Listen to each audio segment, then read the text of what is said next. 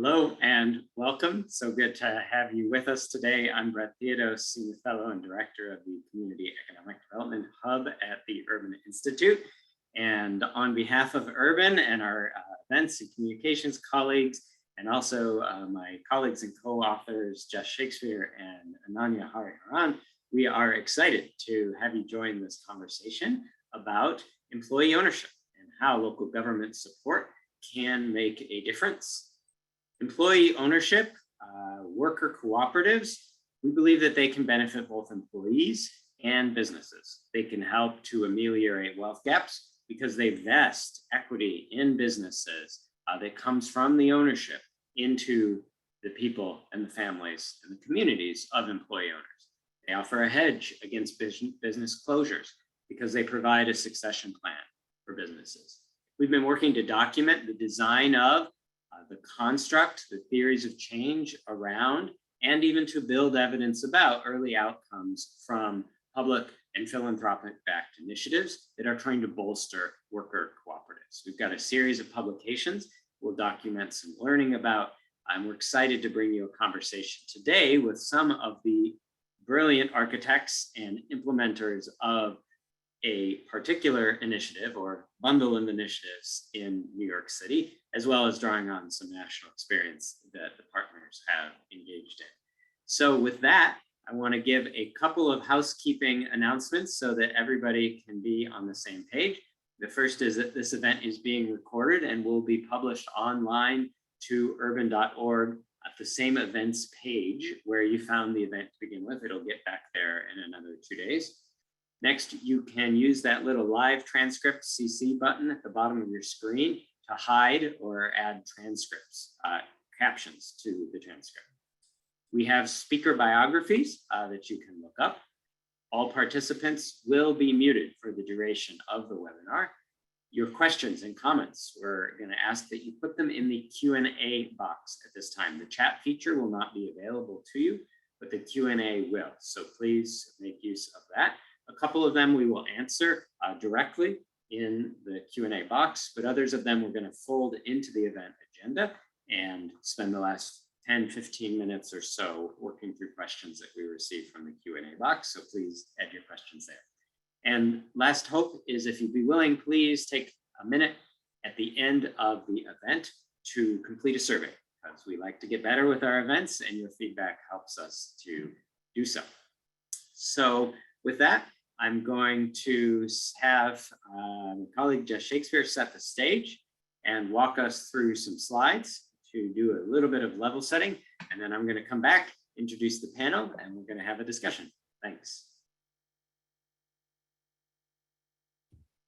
Thanks, Brett, and thanks for everyone for joining us. Next slide. I'll briefly talk about our recent publications that document the key elements of New York City's Employee Ownership Initiative. Here's our project landing page on Urban's website. We released 5 briefs on how local governments can support employee ownership using New York City's model. And as a case study, we looked at exciting developments in this space and the important components of this type of work, including program design and implementation, messaging, state local policy supports, diverse funding, and a logic model. We soon plan to have a landing page for all of Urban's work related to employee ownership, so please look out for that. Next slide.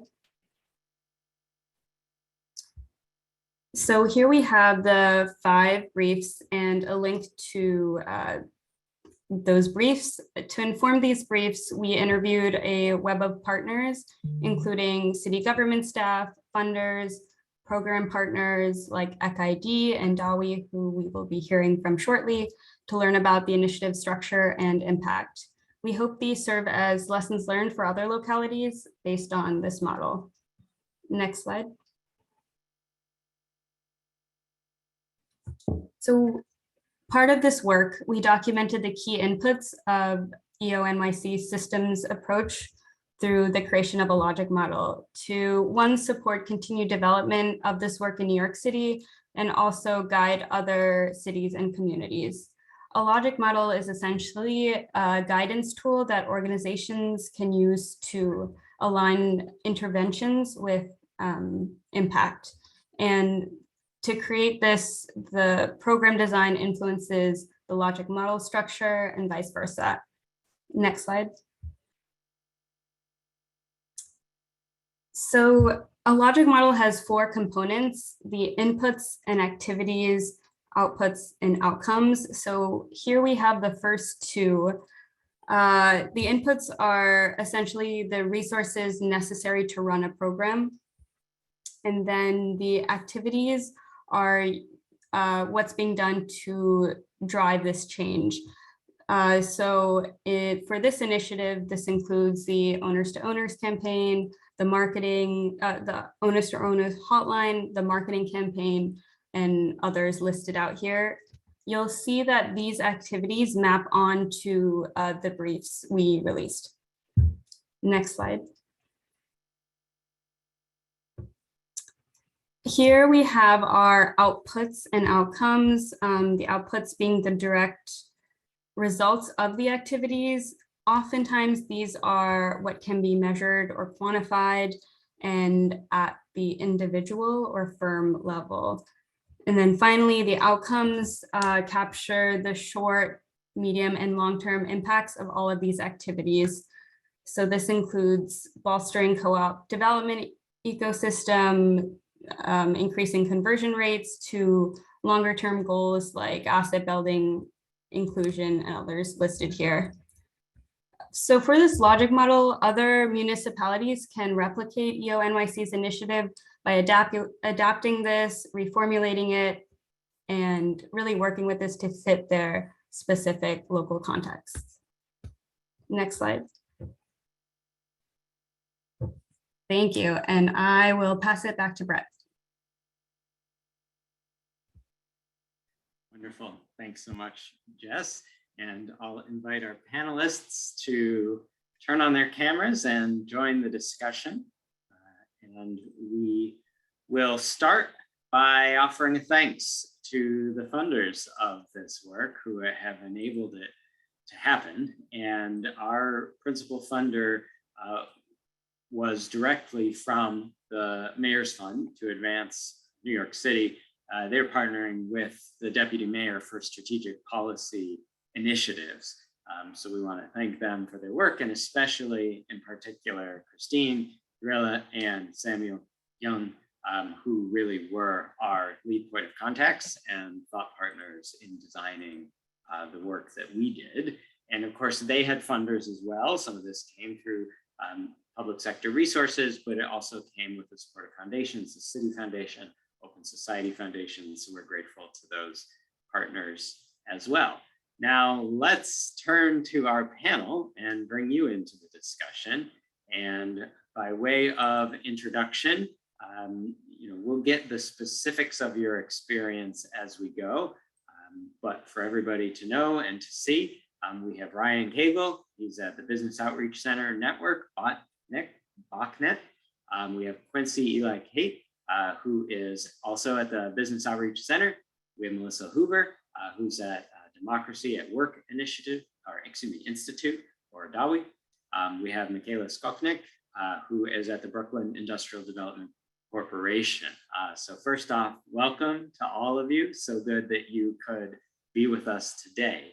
And where I want to start is just a very, light entry level setting to get everybody on the same page. The problem is these aren't actually light and easy things to level because they're really complicated. But we're going to try to boil them down just to start. And that is, Melissa, if you could help us begin to understand, what is employee ownership? That's what we're talking about during this webinar today. How is it different, similar to other legal organizational structures? Yeah, so employee ownership is simply a shared ownership form for businesses. Most employee-owned businesses, particularly worker co-ops, tend to be small. So you can sort of think of it as a shared ownership form for small, medium-sized businesses. And just like a sole proprietorship, there's a single owner. That owner has the financial benefit and the control for the business. In an employee-owned model, employees own the business, they invest in it, they have equity, they share the financial benefits of its success, and they have some form of control.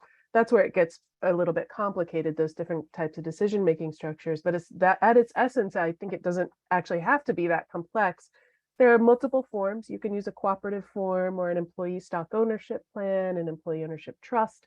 They all basically accomplish much of the same thing, which is a mechanism for the people who work in the business to own a portion of it and then to benefit from that ownership.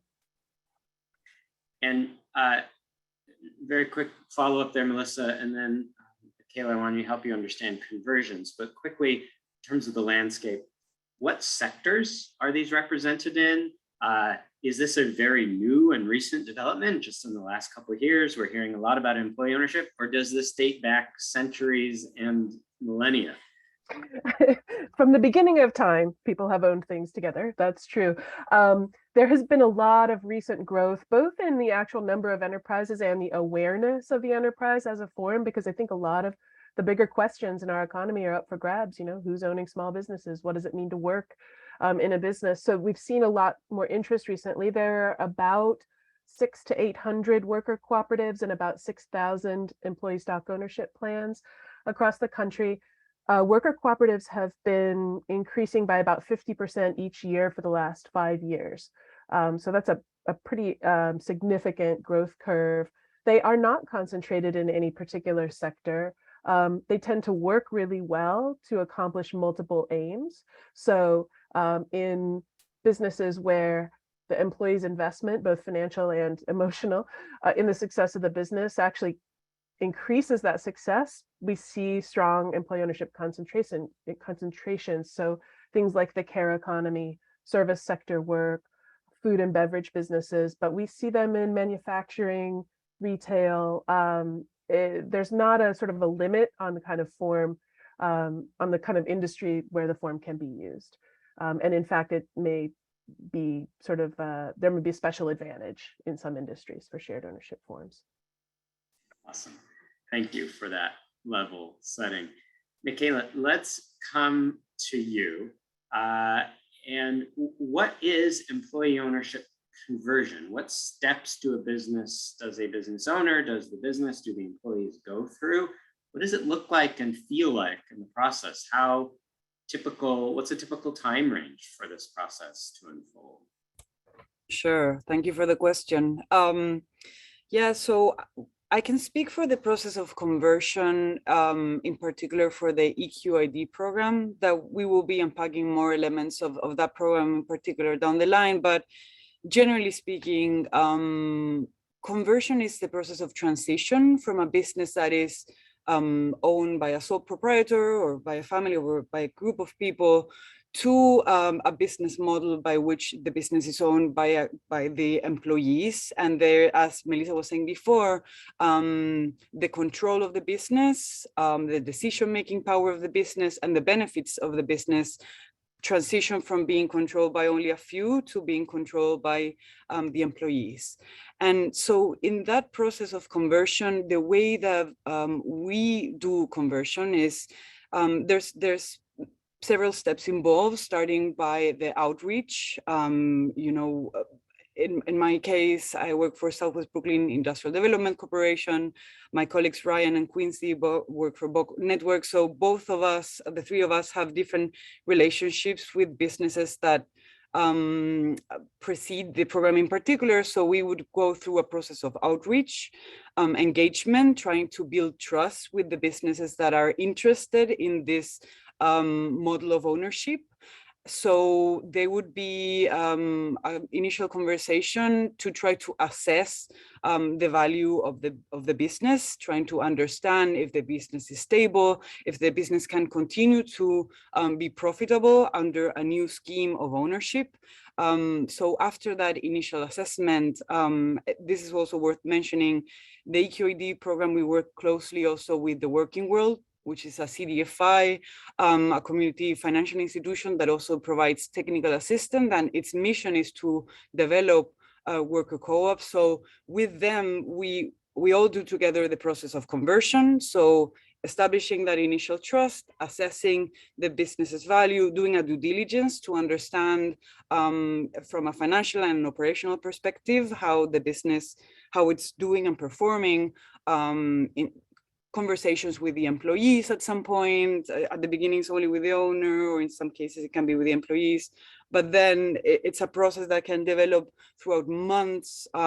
We also reach at some point draft memorandum of understanding or a letter of intent to continue working together. And there's also conversations about the purchase price. So all of that happens before the process of, signing an agreement of conversion and any form of document in which there's a transference of ownership from the employer to the employees.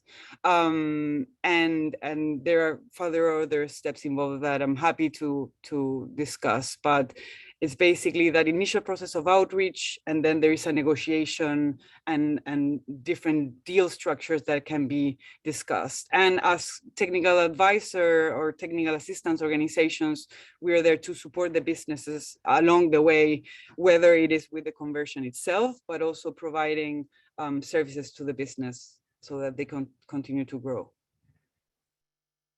And I'm sure the answer is it depends, but what time range would be possible? What do you think? What do you see? Yeah, so I'm seeing Melissa's answer on the chat actually to that question about like what's the time that this could take. So whenever we were sharing the timeline about the program, we would also say it's, for the turnaround in terms of that initial due diligence and getting to a point of agreement, it can be, from 6 months to a year. But I would say there's in establishing the trust and for many business owners, their motivations for coming to us and like understanding a little bit more about employee ownership can be different. In some cases, businesses just want to, employers or business owners, just want to, sell the business quick and exit the business. So it's going to depend. It can be 6 months, it can be a year. In our case, we've seen that this process can be a little bit slower, and we'll get more into that. Great. Okay, thank you. That's super helpful to get us a sense of how you as a technical assistance provider are engaging in this space. So I want to talk about New York City. It's exceptional in many regards, and also true in this case. Melissa, you were one of the architects of the New York experience and program and effort in its latest vintage. And you draw on experience doing this across the country. So I'd love for you to level set. What was the existing co-op support ecosystem in New York City, 25 years ago, 6 years ago? What did it look like there on the ground? What existed? What actors were engaged? Public, private? What were you entering into? Right. So I think it's really critical to understand that the moment that we're at now would likely not have been possible 15 or 20 years ago, because there wasn't the same degree of sort of capacity and infrastructure. So in 2015, which itself was a sort of a culmination point of a lot of organizing and capacity building of co-op developers and co-op financing organizations. In 2015, the City of New York, the City Council allocated funding for the Worker Co-op Business Development Initiative, which was catalytic, and it really changed the landscape. And so by the time, and that was about a dozen organizations, everything from very large social service agencies to small community groups to financing organizations to kind of field building and training organizations, came together, advocated. About a dozen organizations were funded. And it really grew both the individual capacity of those providers and a network that could begin to work together, share best practices, rely on one another. It was about $3 million, I think it's up to about $3 million a year. And that funding has been steady since 2015. So really deep and long investment in, and a drop in the bucket for the City of New York's budget, but for us, a game changer. At the same time, I think it's important to understand there's a national ecosystem that New York City is a part of as well. So there was a cohort of organizations that were working on these conversions to employee ownership called Workers to Owners that formed around the same time and is now 40 organizations around the country. And I think the key sort of understanding maybe for cities there is there's often a core of organizations that specialize in cooperative development or employee ownership or shared ownership forms. But the game-changing part of it is of both of those collaborative initiatives, the New York City one and the national, where there's an expansion to organizations that work with small business more broadly. So those are the other, my colleagues on the call represent that expansion. So those relationships and the capacity that's been built in partner organizations is really, I think, what allowed New York City to make an even deeper investment, a strategic investment in this specific initiative. And I think what's helpful that you're beginning to lift out there is one thing we grappled with as we were doing this research and documentation is, and designing the theory of change, when we're asking ourselves, are these small business support strategies? Yes. Are these workforce and labor support strategies? Yes.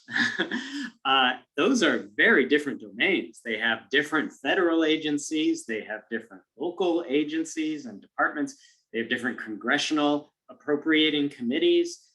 Everything flows different. Different foundations are engaged there, and they care about different outcomes, at least initially. And so part of what this whole effort is doing is building a bridge between some programmatic funding domains, systems, and silos that actually are not all together integrated or not even bridged at many junctures. And so it's fascinating as we look at the groups engaged here and more broadly in that broader network you mentioned, how many are coming out of the small business space, how many are coming more from an employment lens or perspective. Okay, great. So we'll make the plug that you put your questions and your answers. If you have any answers, otherwise put your questions in the Q&A box and we will be lifting those up in the ending portion of our session together. All right, so Melissa just gave us the rundown of what New York landscape looked like. And Quincy, I'm hoping you can bring us a little more towards current. So what was the New York City strategy, or what were the strategies and the elements that were in them? Yeah, thanks. So Melissa gave, I think, an understanding of what the WCBDI initiative was, and since then there has been kind of multiple prongs of initiatives that New York City government has helped push forward, and really that initiative has come out of the mayor's office for minority women business enterprises, specifically Deputy Mayor Phil Thompson and some of his key staff are very understanding of I think the benefits of worker cooperatives, kind of the opportunity that it plays within economic development, keeping businesses in New York, as well as kind of making it more equitable for workers in New York City. And so they were, really key elements to moving these initiatives forward and creating other initiatives, which were, we have been a part of the Equitable Industrial Development Initiative, as well as the Owner to Owners Initiative. And so EQID was basically, it stands for Equitable Industrial Development Initiative, was focused on really targeting industrial manufacturing businesses within New York City, which has a really rich, long legacy of manufacturing within New York City. Lots of aging owners, a workforce that is, primarily communities that have been disadvantaged communities, people of color, So trying to target those industries. And so we really convened, that was with funding from Citibank, as well as convening industrial business service providers across the city who support industrial manufacturing businesses. In the owner to owners initiative, which also came out of the mayor's office, was really about trying to bring forth employee ownership as a succession strategy, and working with a number of different community groups, business development groups, and the city acted as the convener for bringing us all together, helping to be the platform to bring the word out, and helping providing funding, as well as kind of their voice in the city market to provide real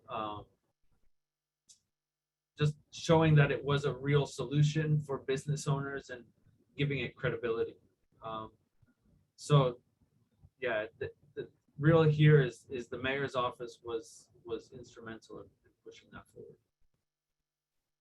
That's terrific. Yeah, we really do get a view of the public sector as being pivotal in making these efforts move forward.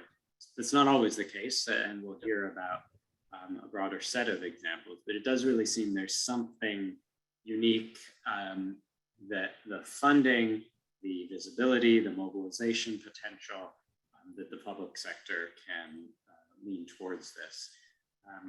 So thank you for walking through those initiatives, and also Melissa for talking about the WCBDI work. Ryan, I want to come to you next and bring you into this discussion.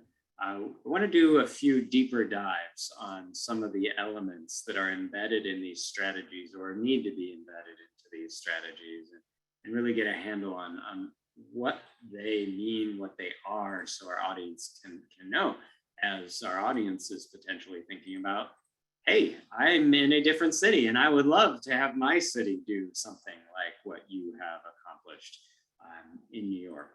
So can you describe for us, Ryan, the types of organizations that have undergone employee ownership conversion through ECID? Talk about what might make an organization well positioned to undergo conversion.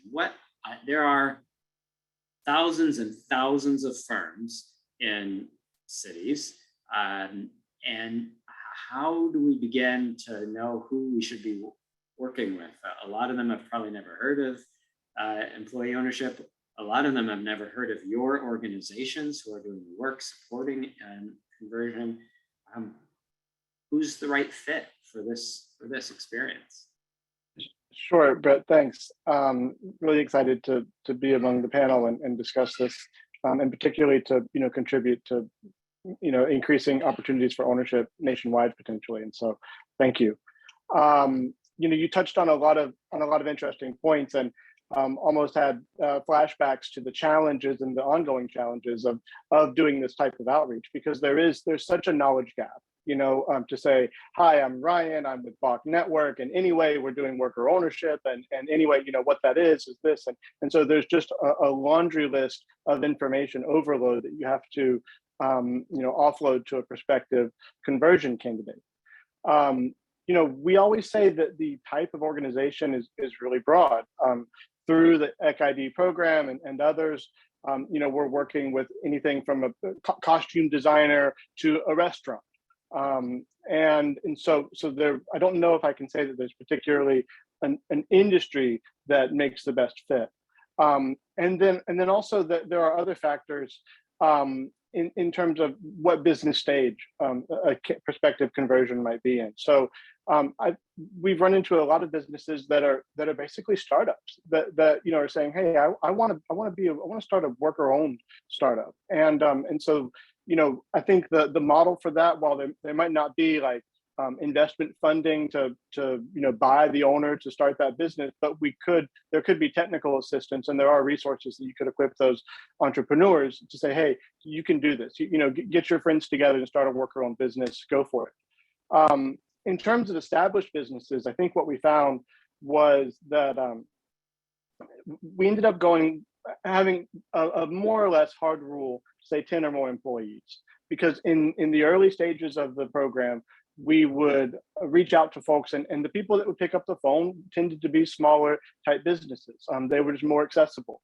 And then, you build that relationship, you start to get into the books, and we found that a lot of businesses in the New York, and as Quincy alluded to, we were really focused on industrial and manufacturing sector businesses. They tended to be break-even businesses. After paying rent, after paying the salaries, after paying themselves, there wasn't much left over. And the valuation model that this program used needed some profits to establish a buyout price for the outgoing owner. So we found that businesses with 10 or more employees were in some cases more likely to be profitable. Another qualifying factor would be a stable business.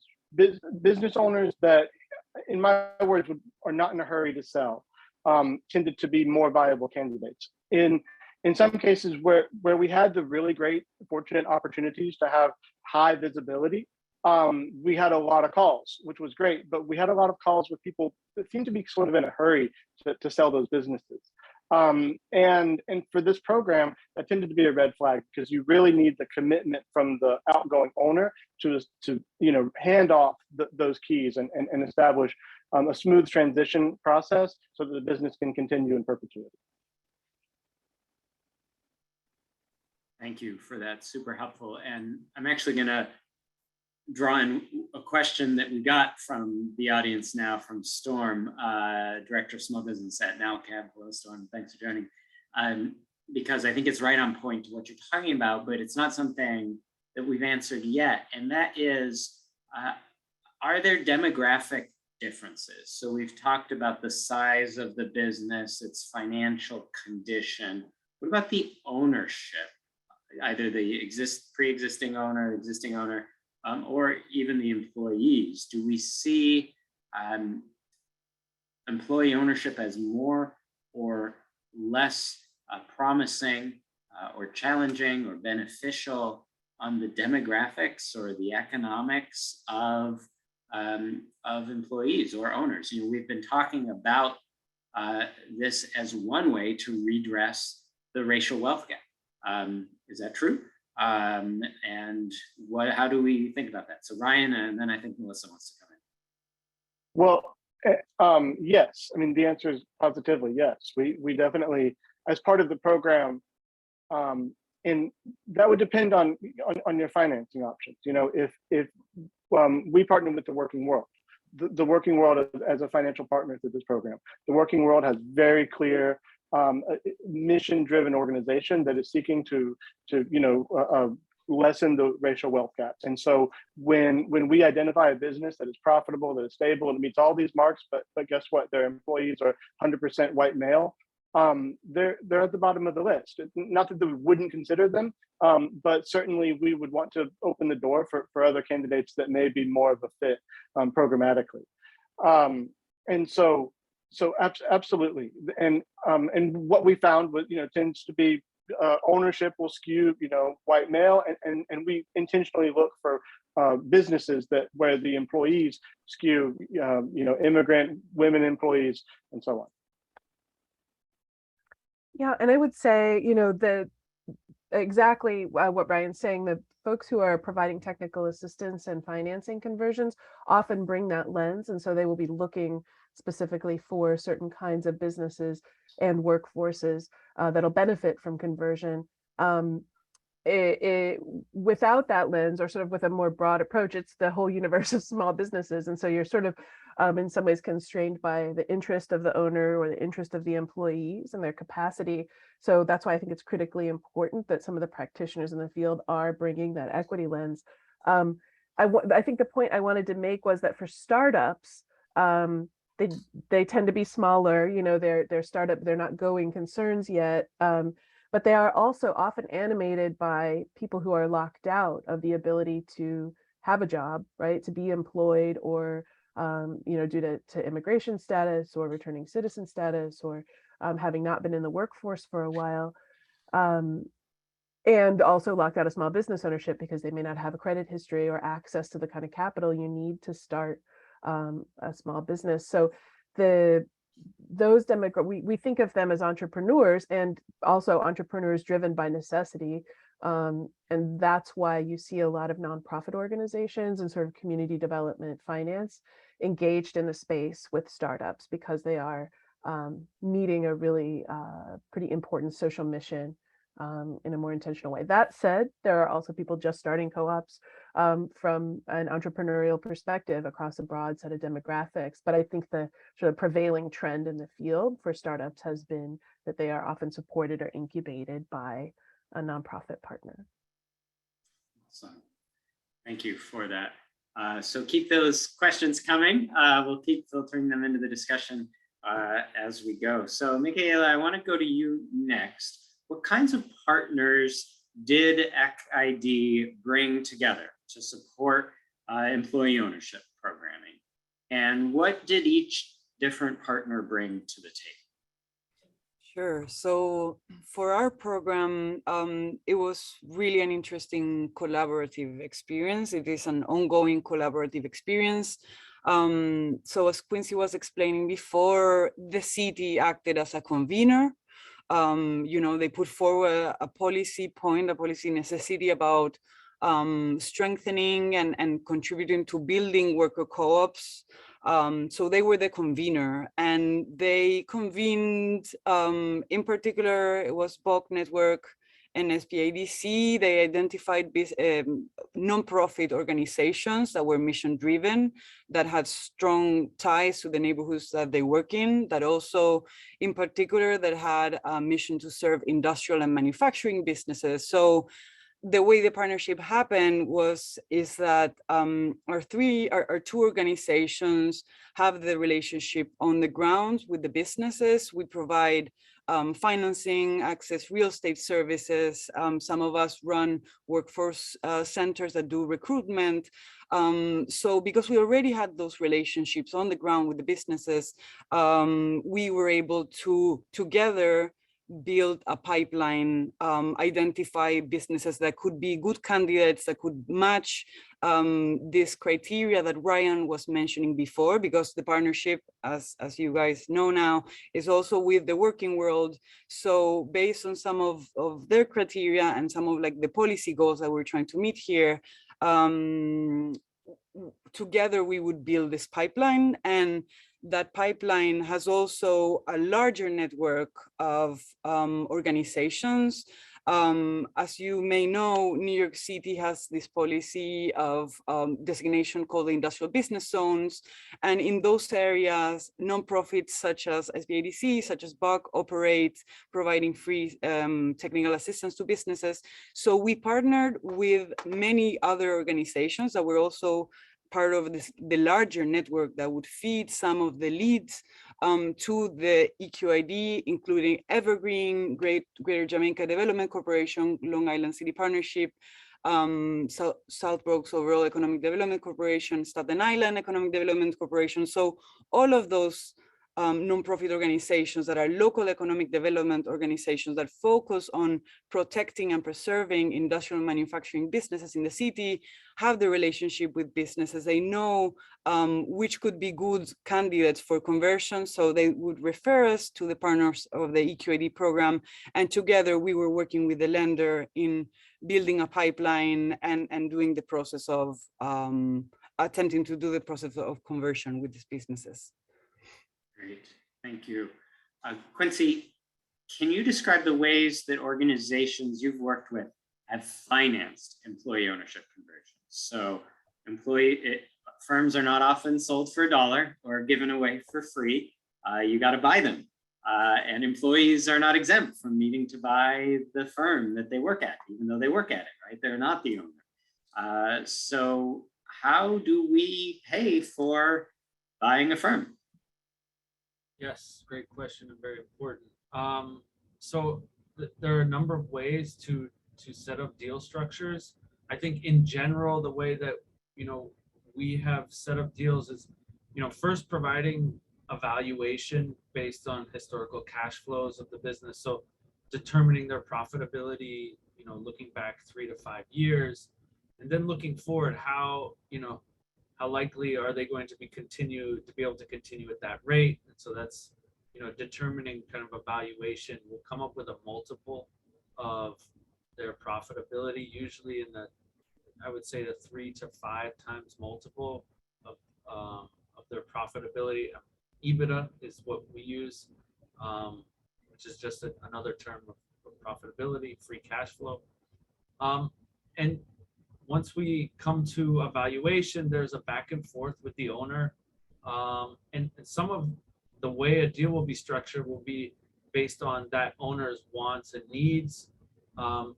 In most cases, it is a percentage of the purchase price upfront, for example, 50%. And then the remaining 50% is paid out over a number of years, depending on the multiple. And it will be basically it's the profits of the business will then be flowing to the owner to pay off that existing debt, as well as paying back the lender or the working world or whoever the lending partner is in this.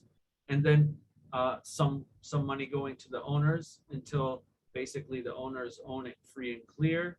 And then all that excess profit every year can flow to the owners, to the worker owners, for them to decide to reinvest or, to take a profit share or whatever they decide to do. So we have partnered with the working world to do our financing deals. So that's generally how they work. Great. I want to go next to messaging. I'm sure there's a lot more we could say in financing, but looking at the time we have left, I want to go to messaging. And Ryan, the strategy in New York had a messaging campaign or component. And that's the first thing to say. It's actually surprisingly rare that the public sector will invest in messaging and ad awareness. Apart from don't doing drugs and getting your COVID vaccine, a lot of times you don't know public programs are even operating. So Ryan, could you describe what is important from a messaging perspective? What do we need to get right? How do we do it? What business owners are receptive to? How do you build awareness? Sure. Thanks, Brett. And it's an important topic. And you're right. We are lucky to have the city investment in messaging. I think it just as I was saying before that any industry can be or any type of organization from in the industry can be a worker-owned organization. When you're messaging, the messaging has to be very targeted and relevant to whichever particular industry you're thinking of. What we found is a lot of business owners they're just very focused in their own world, and if they see some type of messaging that appears not of that world, then it's pretty quickly cast aside. Another thing is I would remember that selling your business is an incredibly personal decision, and there's a lot of weight. And so one thing that I think we found that did not work so well was saying like, hey, thinking about retirement or looking to like quit, pack up and sell your business. It just wasn't a very great introduction to a conversation starter because so much of it is about building that trust. And then the last thing I would say is that in terms of just being relevant, you've really got to think in terms of what the business owner is thinking about, and the business owner is thinking about how much money can I get for my business? Can I walk away with cash in pocket on this? Because as they think about selling their business, while yes, I think that owners they want to do right by their employees. I think the intangible aspects of employee ownership conversion does matter to some extent, but at the end of the day, they are business people and are interested in that bottom line. And just very quickly, Ryan, what works? Billboards, Twitter, webinars, leaflets, general partnerships.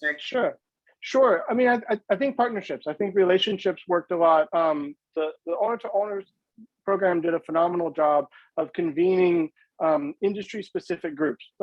they did webinars for restaurant people. They did webinars for nightlife organizations. They did webinars for sort of a train the trainer for small business support organizations. To really, it's like a citywide networking campaign.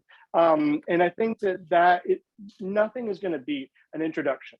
From an organization that a business person has worked with for a long time, say, hey, we had a conversation about selling your business. I want to introduce you to these people that can help facilitate that process. So I think relationships first and foremost, and finding ways to cultivate those relationships would work the most. And then it's one-on-one direct business support. Really getting on the phone. You can't just send one email and call it done. You've got to follow up the email with a phone call. You've got to follow up with the email with another email. It's really got to be a 360 holistic campaign, unfortunately. And if I can add quickly to that, we kind of switched our strategy from the beginning. Our messaging was your worth, your work, your value. And through that came leads that were very values-based owners.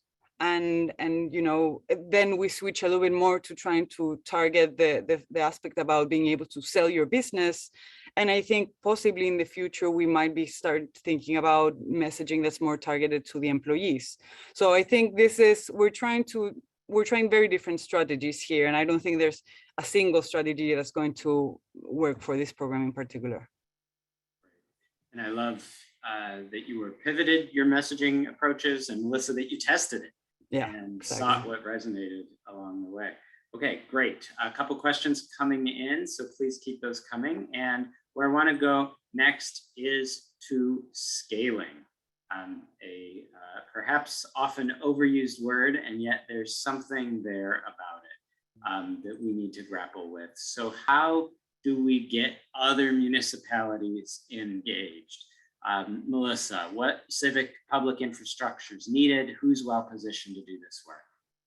Yeah, so, we are really focused on, in addition to scaling, it's sort of replication, right? So scaling through replication. And I think, the very first, the lowest hanging fruit for other municipalities is simply to create an enabling environment for this option. So many business owners are not even aware of it.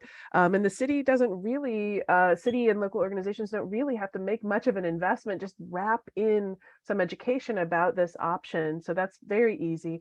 A little bit deeper, cities can reduce friction and incentivize formation through all kinds of very small tweaks to small business policy and financing, access to services, using existing networks to reach small business owners and their workforces that might be interested in this. So I would say, at the easiest level, any city can begin to create this employee ownership ecosystem. More deeply, it's about money.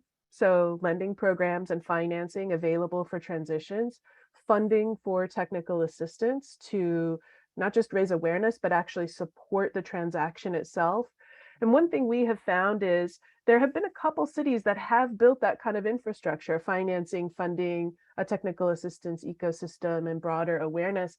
And they've been pretty good at it and had some great successes. So we want to help them share their learnings with other cities. We're doing an event this fall to sort of debrief this owner to owners project a little bit more if cities are interested, or if anybody is interested in attending that. And then there is a network of cities forming called the Employee Ownership Cities Network, partly through some of our work with the National League of Cities, to do exactly the sort of peer mentorship, peer learning, and sharing some strategies. So I would say it's not rocket science. It's a lot about money. It's at a deeper level about reducing friction and making sure that employee-owned businesses have access to all the same resources as other small businesses, and maybe even some preferential access to things like procurement, or some accounting for some of the special permitting needs of shared ownership businesses. And one of the thornier parts of this is minority and women business ownership status, which can be lost when you transition from a sole proprietor to shared ownership.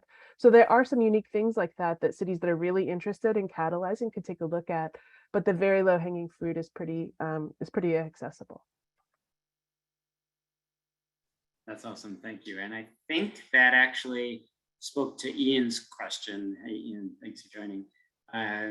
About how these policies were created and passed. Well, I think you said that it's quite possible to do so and the key components, but just a word, Melissa, on the how. The how is you've got a couple passionate and well-informed advocates in any city. So I think maybe one thing to understand about how we think about it is there are any number of doors you can come through to get into a conversions or shared employee ownership ecosystem. You don't have to have the whole house built, and it doesn't have to follow the same blueprint in every city. This isn't a cookie cutter approach. There are a number of doors to go through, and which door you come through, maybe you have a co-op development organization, maybe you have a strong small business support ecosystem, you might have a CDFI or financing institution.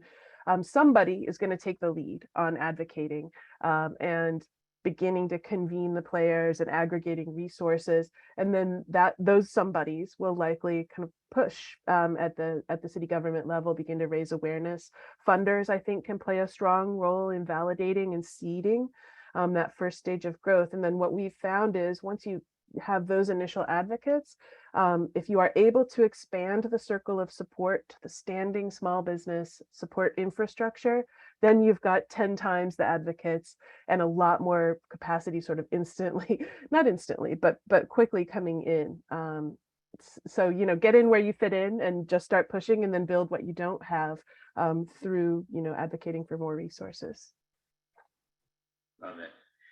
So it's possible. And there's a track record of having done so and some examples of the different paths.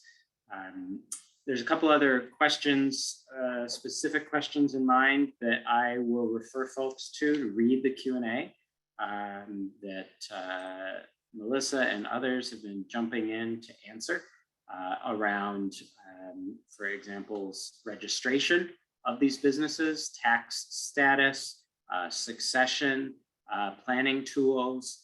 So I'll let you read through those, but where I want to go next, and Ryan or Michaela, maybe you can speak to this, or Quincy, if you don't mind, what are the roles or features that we need when we're doing this work? We've got what specific functions that the public sector or private sector could do?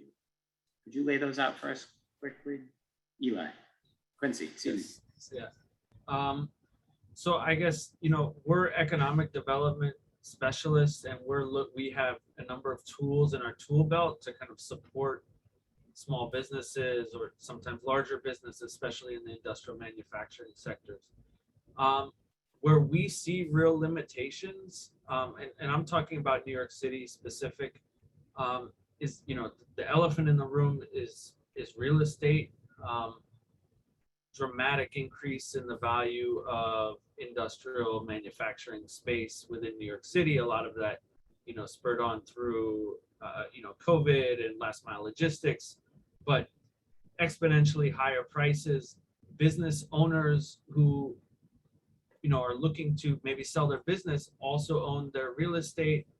Their real estate is worth, you know, 10 times what the value of their business is. So how do we then, you know, design tools to, if this business owner wants to sell to his workers, how do we keep that business in place while also addressing the challenge of affordable real estate?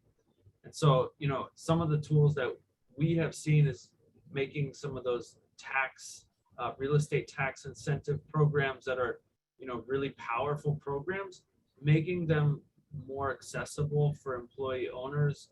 A lot, you know, I know in New York City, the New York City IDA requires at least a $1 million investment. An employee-owned business probably does not have the capacity to go and make that investment in addition to buying the business and buying the real estate. So we see, you know, giving us tools, economic development tools, as well as kind of low cost and flexible financing for those real estate purchases as well, as those funds exist. But we understand that as a worker cooperative, SBA financing is, very, very challenging, if even possible at all. So the city, I think what we would like to see is more action taking around kind of expanding our tools around incentives and flexible and financing. So that's terrific. I think what you heard there from Quincy is both, the specific functions that might be helpful around marketing, around technical assistance, but also the city's role, not just as a funder, but as a policy designer, or the county or the state and the federal government. So it's really in that regulatory environment that those functions express, the other, the left-right tools available for in the ring. Last 60 seconds each to give us your key takeaways. So, what is the most important first step for a city, a county, a state to take? How can you weave together the needs we've been talking about with the opportunities, the policy, the funding environment? How do you get moving? So in no particular order, you're off mute. So Michaela, let's start with you.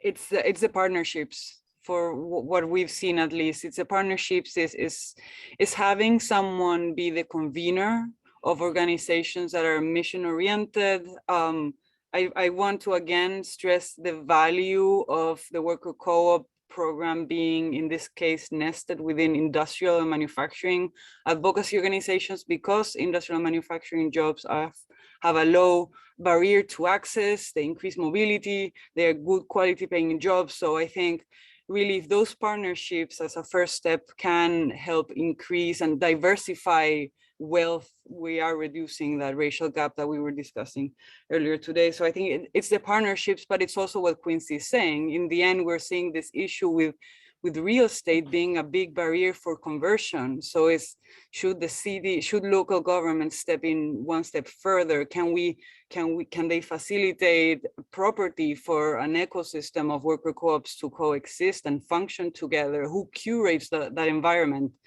Because the technical assistance provider to support them, we're there, but we need more folks within the equation. Terrific. I love that. Specific and general. Right. Everybody else, last idea, takeaway, step. Well, I think it's got to be support for the small business support organizations. Continue to support these small business outreach organizations, tell them your objectives, and give them flexibility to conduct the outreach in the way they best know how. Awesome. I think cities can, cities that are interested in this should take a minute to look around and map their ecosystem, understand what the assets are that they have on the ground. If you do a little poking, you might find organizations that are familiar with this, as well as ones that might be interested in taking it up. And then I think a tiny bit of pilot funding, knowing that it's aiming for more and to leverage in additional money, with $100,000, you can do a small proof of concept initiative. With $1 million, you can do a large proof of concept initiative and leverage in more money. So I think it's okay to start small. I think understanding that as long as you're documenting and aiming to build capacity. Quincy. Yeah, I would say it's a great point by Melissa, that not thinking that the city has to carry the weight for all these programs or all the outreach that wants to be done, trying to convene that, leveraging. I think that there are many funders, private, public, but that are really looking to partner with cities to grow this, and that your city dollars can go much further than just what you have in your pocket by leveraging and partnering with other private funders. And so to explore that and reach out to DAWI or all these many support organizations that are willingly help you make those connections. Thank you so much to the panelists. Thank you to friends funders, collaborators in New York City, to my co-authors and our events communications team for making this happen. Thanks for all of you for joining, and encourage you to be in touch with me or any of the folks that you got to hear from today. We will resend the link to the briefs. You've got the names of the panelists and their organizations as well, and I'm sure that they'd be happy to be in touch. And we'd love if you'd take a minute to fill out our survey, and just thank you as you go about your good work in your city, in your county, in your state, and pushing this forward. Take care.